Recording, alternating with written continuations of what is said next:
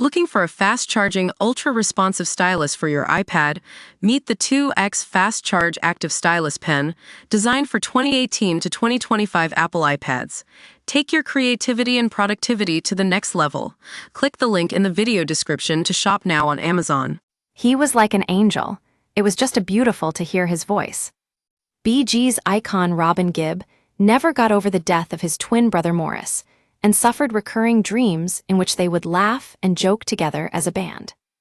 In a rare interview, his widow Dwina reveals Robin would wake up from these dreams, upset and haunted by grief. Morris, a key part of one of the best-selling pop groups of all time, died suddenly from heart failure ahead of emergency surgery in 2003, aged just 53. Dwina says of her late husband, "He didn't like to dream because of the pain.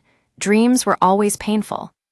Robin died from liver complications in 2012 after a battle with cancer. He was 62.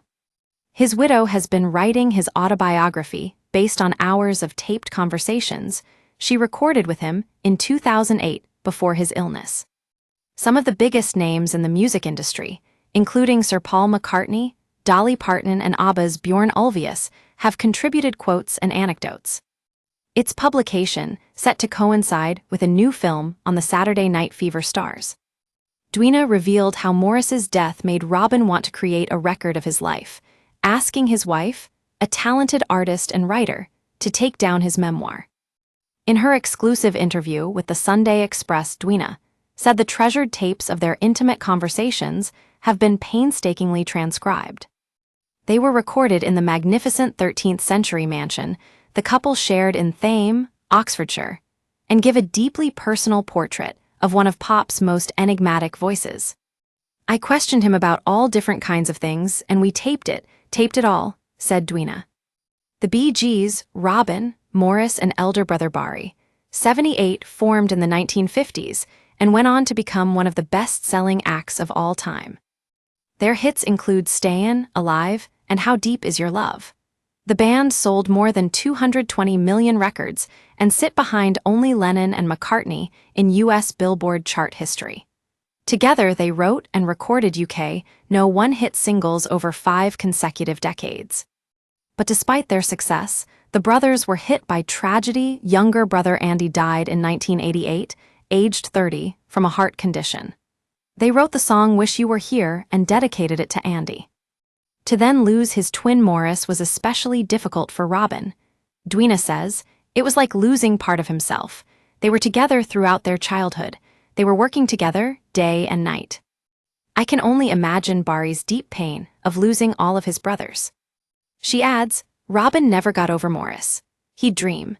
And he had a recurring dream all the time where he and Barry would be going into a room with Morris, and they'd all be joking and laughing and stuff. Then it was time for him and Barry to leave, and Morris wanted to come, but he couldn't. It broke Robin's heart. Yeah, he'd get upset, he'd come and find me, wherever I was, and he would cry. Surrounded by memorabilia from her husband's life, Dwina says remove his cancer diagnosis. Robin wanted to tell his story in his own words. "He asked me to interview him. He knew I liked to write, so he'd say, 'Ask me about my childhood in the Isle of Man, Manchester, and Australia.' So I did. We talked for hours. Sometimes we used a tiny tape recorder. Sometimes he'd just scribble ideas on anything he could find." Dwina, 72, met Robin at the peak of the phenomenon that was Saturday Night Fever. At a time when the brothers had taken a step back from the limelight, writing a string of hits for Barbra Streisand, Dionne Warwick, Diana Ross, Kenny Rogers with Dolly Parton, and Celine Dion. Celine and Gloria Estefan have contributed to the posthumous memoir to be published next year. Dwina was particularly touched when Sir Paul McCartney took the time to call her and share his memories of Robin, as she was when Sir Elton John paid a heartfelt tribute to him. John Lennon was so fond of Robin that he used a promotional tour for Imagine to highlight Robin's reign, his first solo album. John, who used to call him Little Gibby, made him smile when he held up Robin's album instead of his own. "We use your sign-up to provide content in ways you've consented to and to improve our understanding of you. This may include adverts from us and third parties based on our understanding. You can unsubscribe at any time. Read our privacy policy." Away from the spotlight, Robin was a sensitive man who controlled his stage fright by performing to just one person in the audience. If he came into a room and there were more than 20 people there, he would disappear up the stairs, said Dwina. But put him in front of thousands, and he was very casual. He would lie there and read the newspaper minutes before going on stage, as though it were nothing. I said, "You don't want to be in a room with 20 people, but you can perform in front of thousands." "Yes," he said, "but I'm only singing to one person at the back." She adds he was also a prolific composer. It was mischief, just living with him. He would write at night, and sometimes I'd be asleep and I'd wake up and hear him. It was like an angel singing. It was just beautiful hearing his voice. He was always working and having fun. He was always listening to things, like church bells. He could hear the harmonies within, and he'd just make a song out of it. I started a joke. One of the band's most revered songs was composed on a flight to Germany, she revealed. He just heard the engine of the plane, and it was one of those old engines. And he heard the song, he actually heard it, and he wrote it on the boarding pass and then worked on it with his brothers. They all worked like that. Dwina adds, he just wrote on anything, really? Oh my goodness. I still find books upstairs and you take off the paper covers and he's written on the inside of them or on the backs. He'd write scores and lyrics, notes of things he wanted to do. He heard harmony in everything. He'd hear a rhythm in the clatter of spoons or footsteps on stones. It was like music poured through him.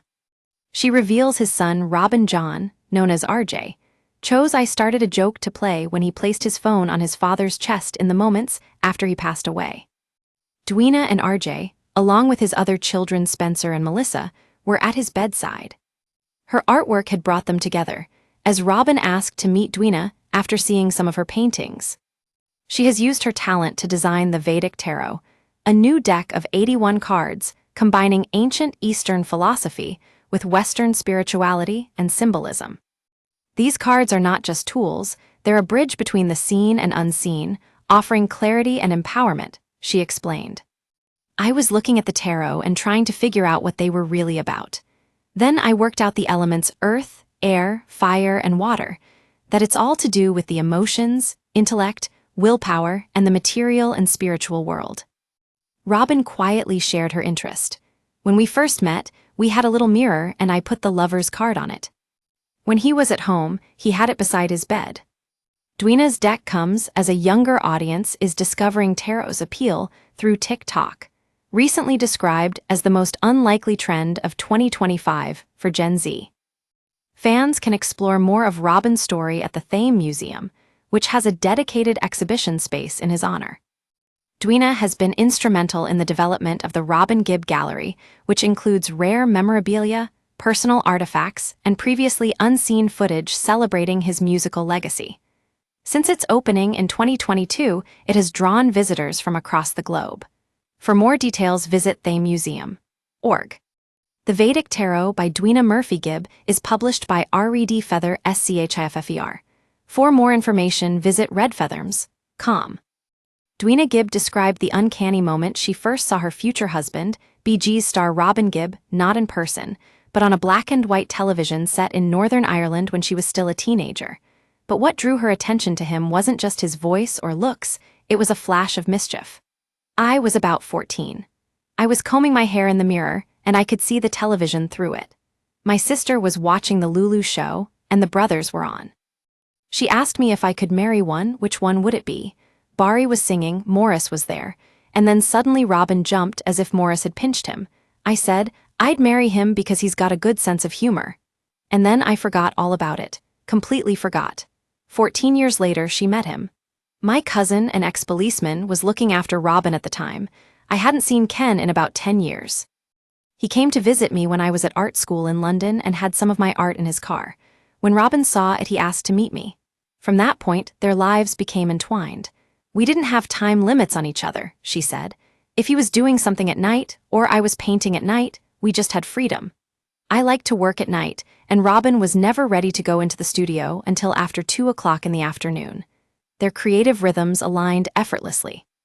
He'd go into the studio, and I'd be finishing up a painting.